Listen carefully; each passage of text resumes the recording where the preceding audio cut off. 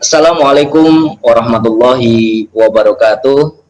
Sahabat Zakat TV dimanapun Anda berada, insya Allah selama 10 menit ke depan kita bersama dalam acara kajian tematik singkat yang pada edisi kali ini kita akan mengangkat tema tentang prinsip dan juga etika dalam bermedia sosial.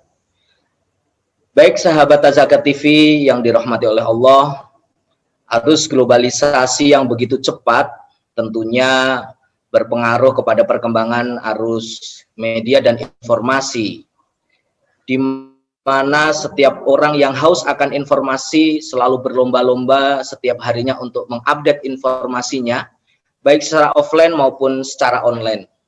Di sisi lain, para pegiat jurnalis juga berlomba-lomba untuk menyajikan informasi secepat mungkin sehingga juga bisa cepat dibaca dan dirasakan oleh para masyarakat luas. Tak ketinggalan, media sosial menjadi platform utama dalam penyebaran berita-berita terkini, di mana jarak sudah tidak lagi menjadi semua orang bisa berteman dan juga bisa bertemu dalam media sosial.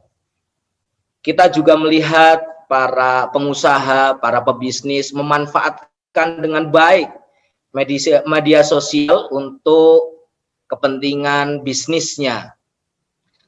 Dan hadirin yang dirahmati oleh Allah, telah hadir di tengah-tengah kita Kiai Haji Anang Rigza Masyhadi MA sebagai narasumber yang pada hari ini, pada kesempatan edisi kali ini, kita akan sharing bersama tentang bagaimana prinsip-prinsip dan juga etika dalam bermedia sosial. Assalamualaikum warahmatullahi wabarakatuh, Kiai Anang. Waalaikumsalam warahmatullahi wabarakatuh.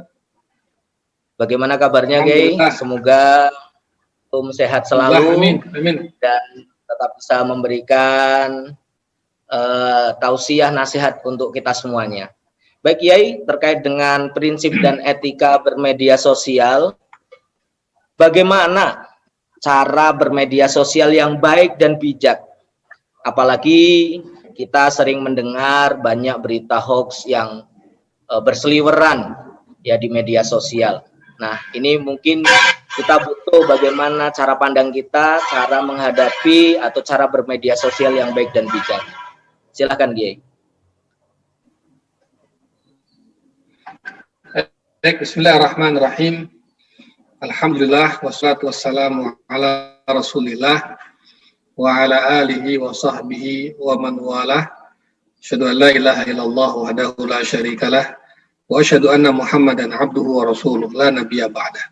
Amma ba'd. Terima kasih Pak Alam atas waktunya. Media sosial ya. Media sosial itu hanyalah sarana, bukan tujuan. Ini yang pertama. Ini yang paling prinsip. Jangan sampai orang keliru melihat media sosial sebagai tujuan. Bukan. Media sosial adalah sarana. Sarana untuk apa? Sarana untuk menambah kebermanfaatan pada diri, pada orang lain, dan pada masyarakat luas. Nah, yang bermanfaat itu yang bagaimana? Yang seperti apa? Itu saja yang bermanfaat.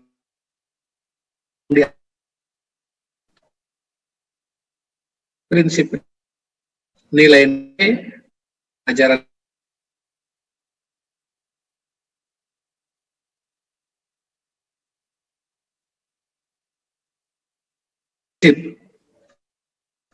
keluar dari nilai-nilai, apalagi sampai keluar dari etika, itu nggak boleh. Ingat ya, bermedsos itu hakikatnya bermuamalah seperti biasa. Maka setiap yang diposting di medsos itu akan dipertanggungjawabkan semuanya di hadapan Allah Subhanahu wa taala.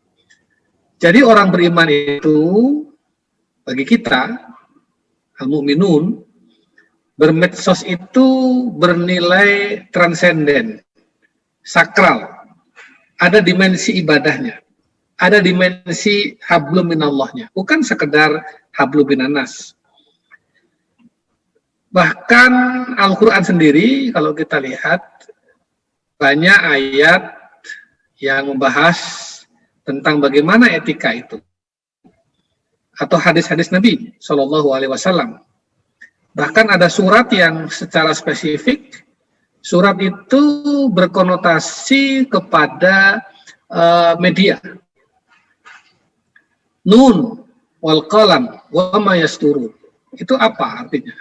Allah bersumpah demi pena dan apa yang mereka tuliskan. Itu kan sebetulnya bahwa apa yang kita tulis, pena sebagai sarana untuk menulis, itu memiliki nilai transenden, memiliki kesakralannya di hadapan Allah Subhanahu wa taala. Jadi bermedsos itu ya tidak bebas nilai. Medsos itu harus berdasarkan pada nilai-nilai, pada ajaran, dan pada prinsip-prinsip yang telah ditentukan oleh ajaran agama. Berikutnya, dalam surat Qaf, ya, itu ada ayat yang berbunyi, A'udzubillahi minasyaitonirrajim, bismillahirrahmanirrahim. Ma yalfidhu min qawlin illa ladaihi raqibun atid. Tidak ada suatu kata yang diucapkannya. Tidak ada suatu kata yang diucapkannya, melainkan ada di sisinya malaikat pengawas yang selalu siap mencatatnya. Apa makna ayat ini? Ma yalfidhu min qaulin illa ladaihi raqibun atid. Makna ayat ini adalah bahwa apa yang kita ucapkan itu tidak mungkin lepas kontrol, tidak mungkin lepas dari pengawasan malaikat.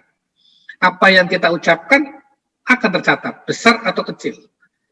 Nah, dalam konteks bermedsos, artinya adalah apa yang kita tulis di medsos, apa yang kita posting di medsos, apa yang kita upload di medsos, itu semua akan dicatat oleh malaikat, diawasi oleh malaikat, dan semua itu akan dipertanggungjawabkan di hadapan Allah Subhanahu wa taala.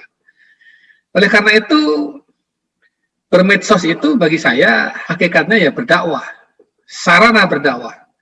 Dakwah lewat medsos harus dengan hikmah. Nggak boleh menyalahi kaidah-kaidah dan prinsip-prinsip tadi. Ud'u ila sabili rabbika bil hikmah wal mau'izatil hasanah wajadilhum billati hiya ahsan. Inna rabbaka huwa a'lamu biman dhalla an sabilihi wa huwa a'lamu bil muhtadin. Serulah orang kepada jalan Allah, jalan Tuhanmu, bil hikmah, dengan cara yang baik, dengan cara yang hikmah, wal mau'izatil hasanah, dengan nasihat-nasihat yang baik, mau'izatul hasanah. Kalaupun terpaksa harus berdebat, ya berdebatlah dengan cara yang baik pula. Ini kan sebetulnya konsep dakwah, prinsip dakwah, yang kalau kita bawa ke medsos ya sama. Bermedsos dalam kerangka berdakwah ya harus dengan hikmah, ya, dengan nasihat-nasihat, dengan petuah-petuah, mau'izatil hasanah, dan kalaupun harus berdebat ya berdebatlah dengan cara yang baik, yang santun. Ya, jangan bertengkar di medsos.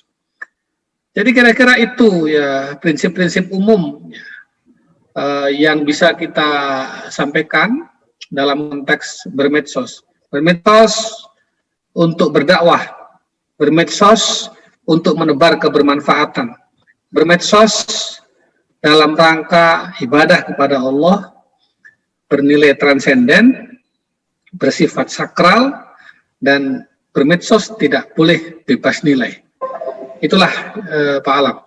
Baik Yai. Namun kadang-kadang kita sering mendapati informasi itu yang bisa jadi kita belum yakin akan kebenarannya. Bahkan andai kata kita terima atau mungkin kita sebar, itu bisa menjadi sebuah fitnah, bahkan bisa menimbulkan kekisruhan yang luar biasa. Nah, ini bagaimana cara kita menghadapi informasi yang kita sendiri belum yakin akan kebenarannya itu, Ustaz? Ya, sudah ada jawabannya di surat Al-Hujurat ayat 6. Ini kalau disimak itu. A'udzubillahi minasyaitonirrajim. Bismillahirrahmanirrahim. Ya ayyuhalladzina amanu in ja'akum fasiqun binaba'in fatabayyanu. Ya. Hai orang-orang yang beriman, berarti kita nih. Yang diseru bukan orang lain tapi kita. Jadi mukhatabnya atau audiensnya yang disapa dalam ayat ini adalah kita. Hai orang-orang beriman. In ja'akum fasiqun, jika datang seorang fasik, orang yang rusak akhlaknya, binaba'in, dengan satu berita, fatabayyanu, maka cek and recheck dulu, konfirmasi dulu kebenarannya. Ya, dalam bahasa agama bertabayun dulu, uji dulu validitasnya. Kenapa? Antusibu qauman bijahalatin. Sebab kalau tidak kita cross check validitasnya, tidak kita teliti kebenarannya, ya, tidak kita tabayunkan otentifikasinya, maka yang terjadi antusibu qauman, bisa-bisa kita akan membuat celaka atau mencelakai suatu atau mencelakai orang lain bijahalatin, karena kecerobohan kita. Fatusbihu ala ma fa'altum nadimin. Kalau sudah begitu nanti kamu menyesali perbuatanmu itu sendiri. Ya ayyuhalladzina amanu in ja'akum fasiqun binaba'in fatabayyanu an tusibu qauman bijahalatin fatusbihu ala ma fa'altum nadimin. Hai orang-orang yang beriman, jika seseorang yang fasik datang kepadamu membawa suatu berita, maka telitilah kebenarannya, agar kamu tidak mencelakakan suatu kaum karena kebodohan, karena kecerobohanmu dengan tidak bertabayun dan tidak meneliti kebenarannya itu, yang akhirnya kamu sendiri akan menyesali perbuatanmu itu. Ini Al-Hujurat ayat 6. Jadi jelas sekali pesan ayat ini, konteksnya sangat jelas.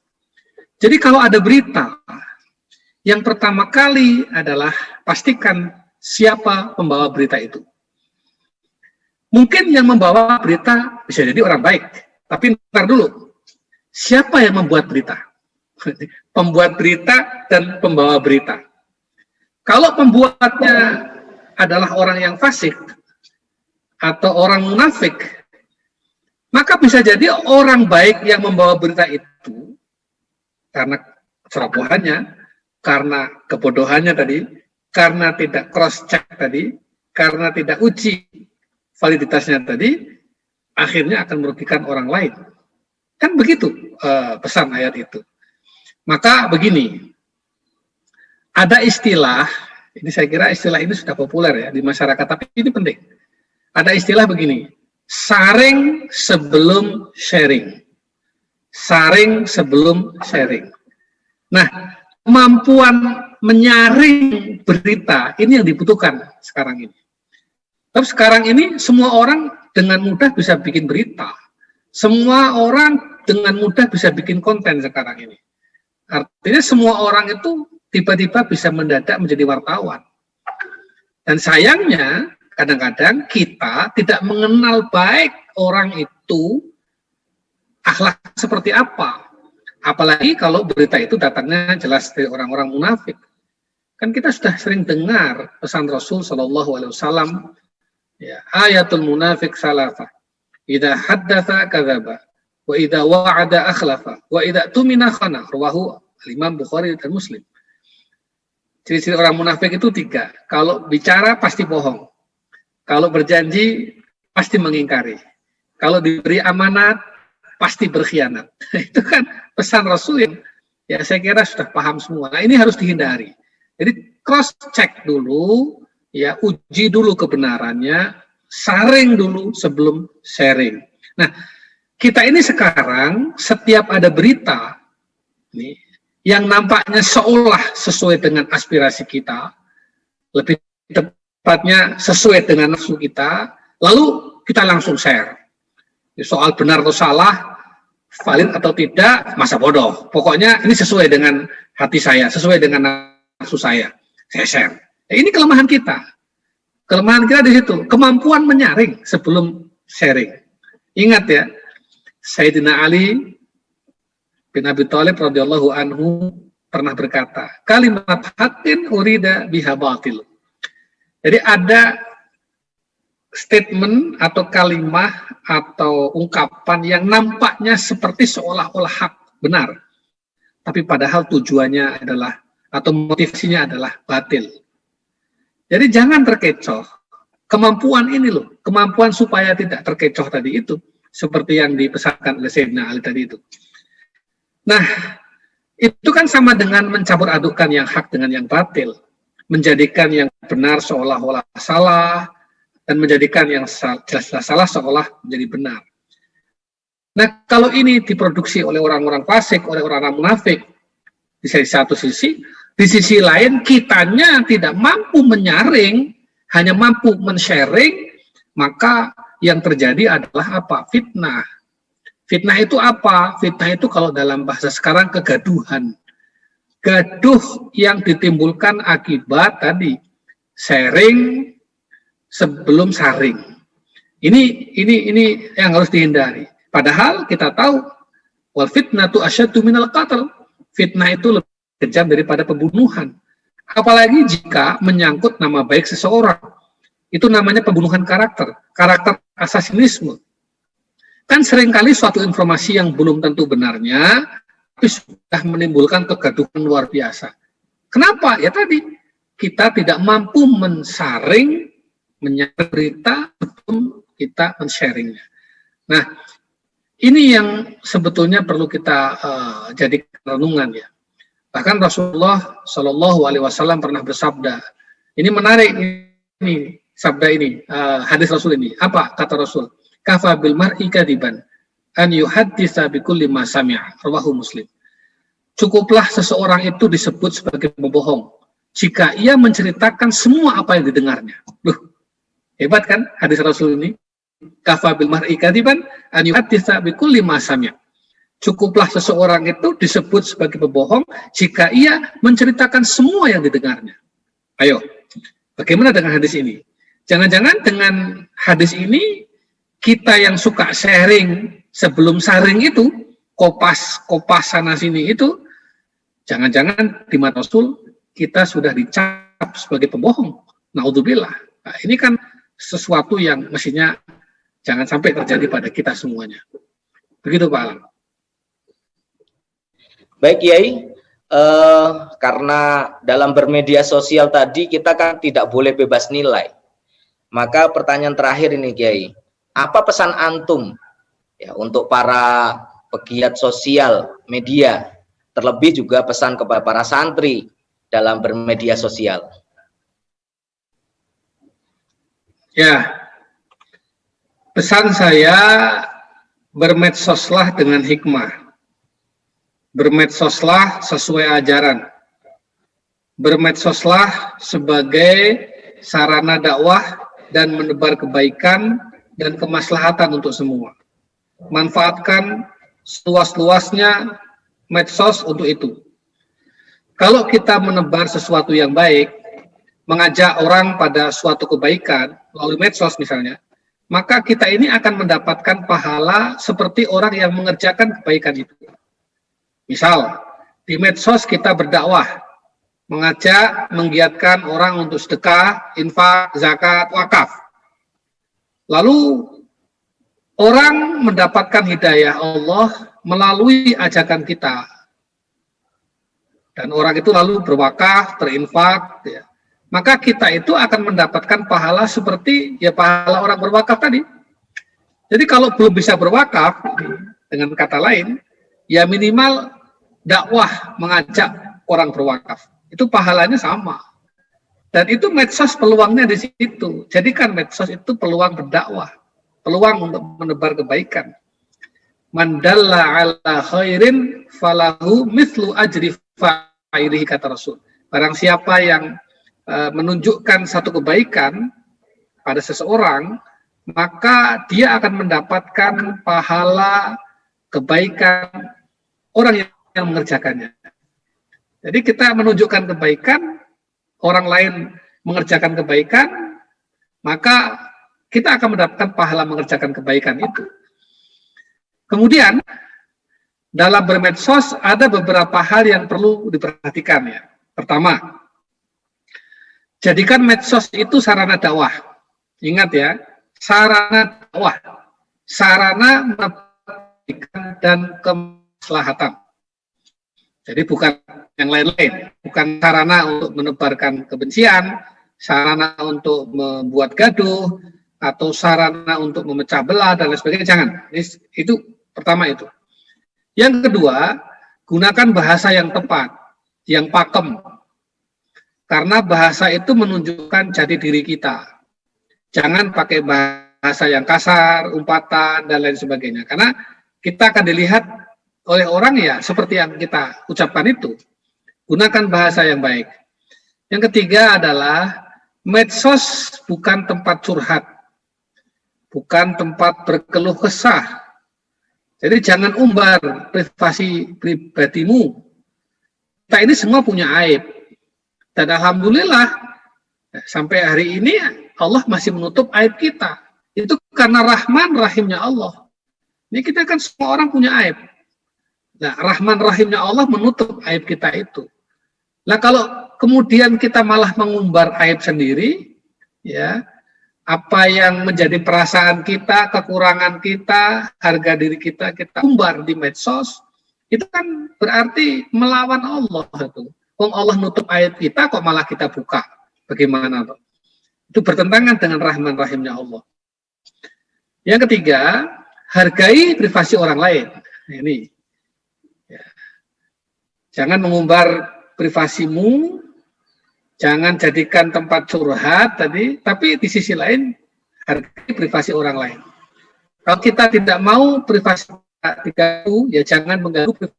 Rasul pernah bilang, berkali-kali mengingatkan kita, barang siapa menutup aib saudaranya yang muslim, maka Allah akan menutup aib dirinya.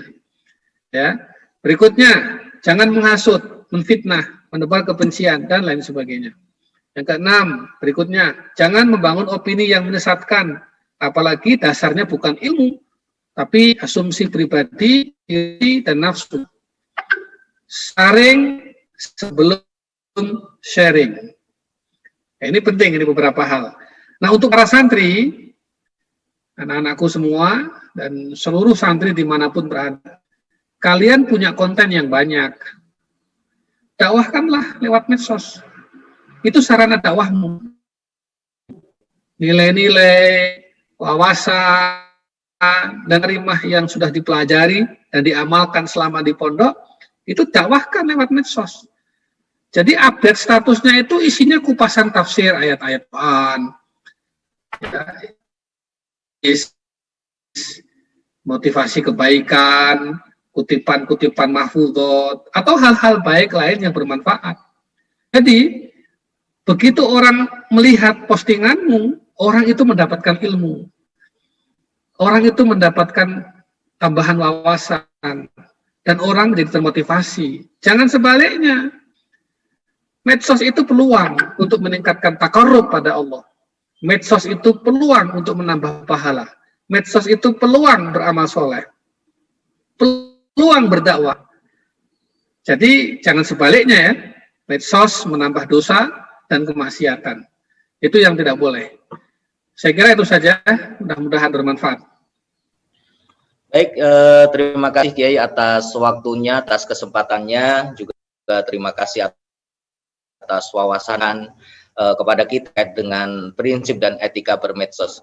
Dan baiklah para pemirsa Tazakat TV dimanapun Anda berada, kita sudah berada di penghujung acara di kajian tematik singkat, dan insya Allah kita akan bertemu dalam kajian tematik singkat dengan tema yang lainnya, tentunya di Tazakat TV. Dan atas nama kru yang bertugas kali ini kami mohon maaf dan kami undur diri. Wassalamualaikum warahmatullahi wabarakatuh.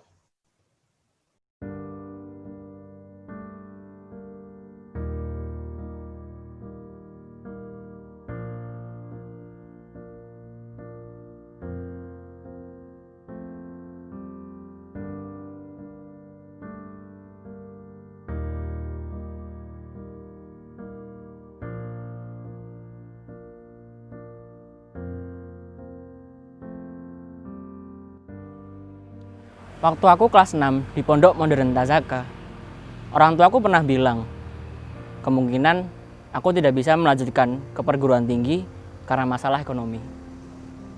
Tapi, semua itu berubah ketika aku bertemu dengan program BKU Laziz Tazaka. Aku jadi punya harapan baru. Alhamdulillah, kini aku melanjutkan sekolah di Universitas Ahmad Dahlan Yogyakarta.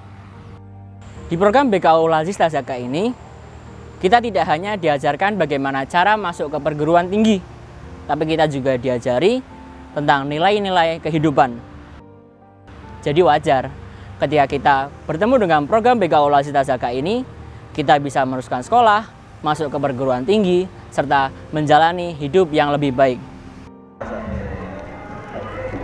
Banyak orang bilang kalau aku mimpi masuk PTN favorit. Tapi setelah adanya beasiswa kader umat Laziz Tazaka, mimpi itu menjadi kenyataan. Terima kasih kepada seluruh orang tua asuh yang telah mengikuti program BKU Laziz Tazaka ini, dan juga saya juga berterima kasih kepada BKU Laziz Tazaka ini. Terima kasih. Masa depan mereka tergantung kepada kita semuanya. Masih banyak anak-anak berprestasi yang tidak bisa melanjutkan ke jenjang pendidikan yang lebih tinggi dikarenakan kemampuan ekonomi yang tidak bisa menunjang untuk kelangsungan pendidikannya. Maka dari itu, kami dari Laziz Tazaka mengajak kepada Bapak Ibu sekalian yang telah dilapangkan rezeki oleh Allah Subhanahu wa Ta'ala untuk bisa bergabung dalam program Orang Tua Asuh Laziz Tazaka.